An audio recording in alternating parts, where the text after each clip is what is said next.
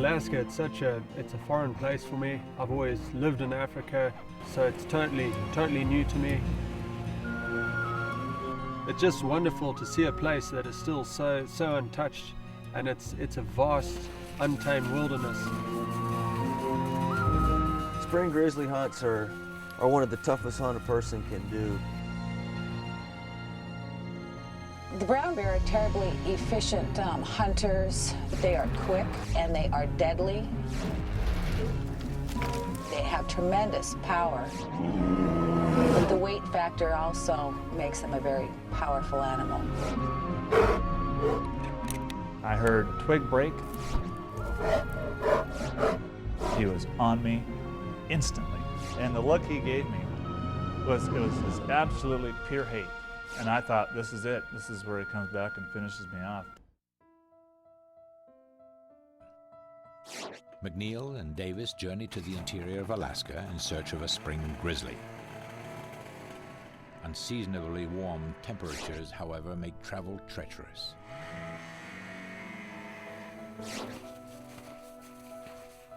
They find the bear emerging from a den. We've been snowshoeing up this valley for the last 4.5, 5 hours, and we've been looking for a bear, and we've just found one now. You can just see the snow coming down, and the bear's actually working inside its den right now. It's popped its head up, 2 or 3 times. But what we need to do now is just see if it's a nice boar. If it is, then we can go after it. But if it's a female, then we're going to leave it and head on back. So it's a waiting game now.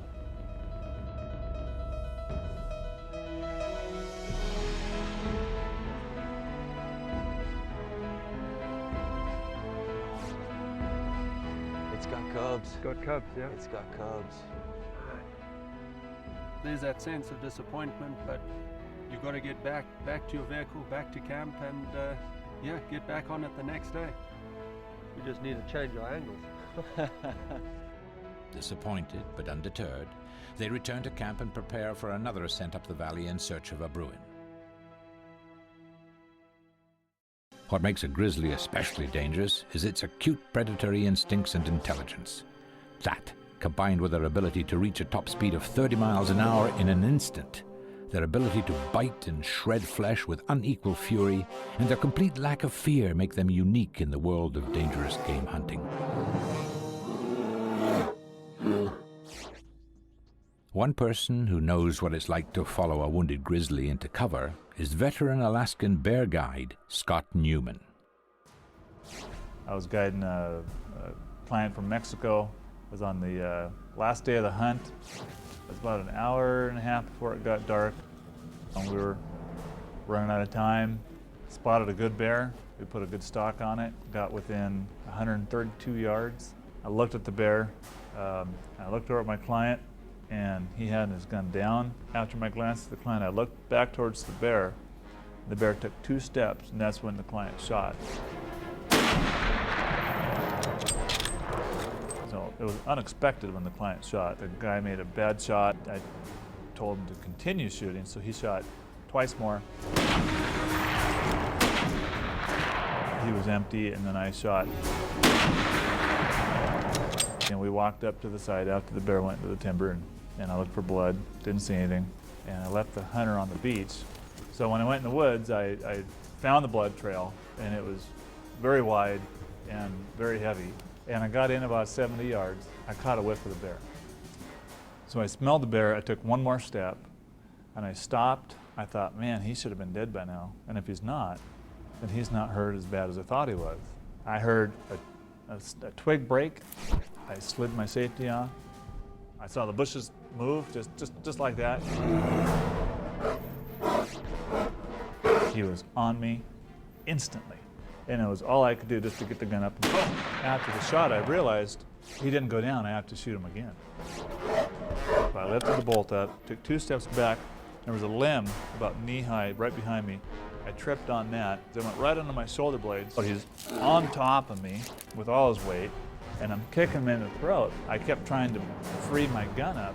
The next time I looked at the bear, he had my left foot in his mouth, and he pulled his head back, which pulled my red rubber boot off, and he dropped the boot off to the side, and he started coming down on me again. So I just shoved the gun up in his mouth. He closed his mouth, so hard it crushed the stock, and it crushed all the teeth on his right side of his mouth.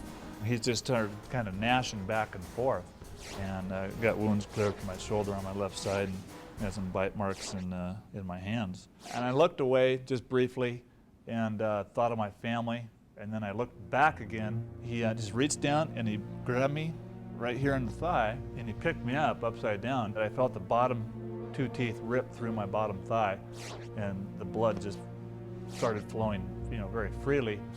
He dropped me. He just dropped me. And he started to turn away, and then he turned back and he looked right at me.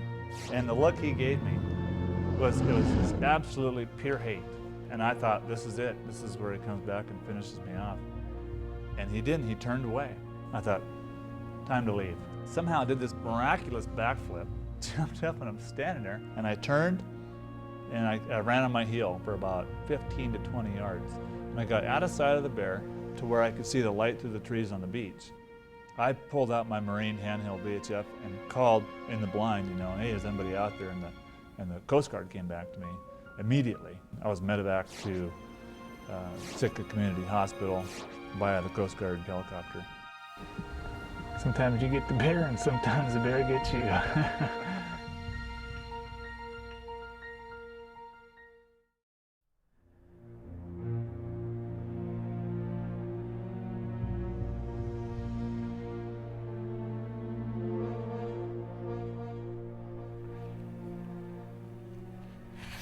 This bear is down here somewhere. It's almost a sheer drop, and he's in these alders here, and we're having to work the fingers. So that's why we're moving up very quietly, and it's actually quite treacherous because the snow hangs over. So it's we're just having to take it slow.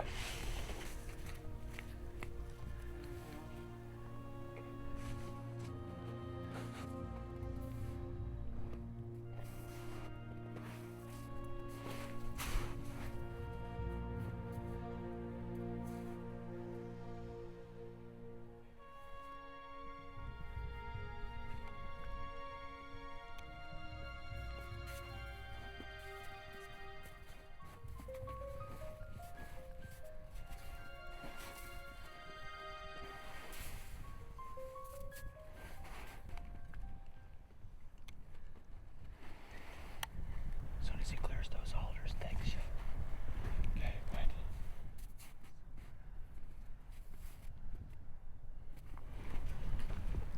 He's clear. Takes you. Okay.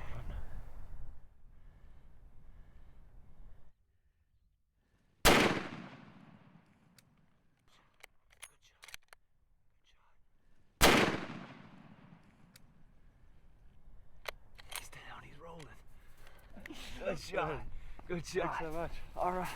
That's amazing. That is amazing. That's amazing. That is a hell of a stalk. Boy, I mean, it's a sheer drop. It's good to see a success on one of these things. It's hard on a spring bear. It's nice to connect. Well, I'm glad we made a play on him. You know, there was a bit of a debate whether That's we right. should come up here and have a crack at him. It's taken us, what, an hour and a half to get up here? An hour and a half, yeah. 650 yards, hour and a half. Well, That's exciting. shall we try and maybe we can get down in that little finger there, Yeah. grab on those alders there, Sounds good. try and then we'll roll that bear down the hill. I think.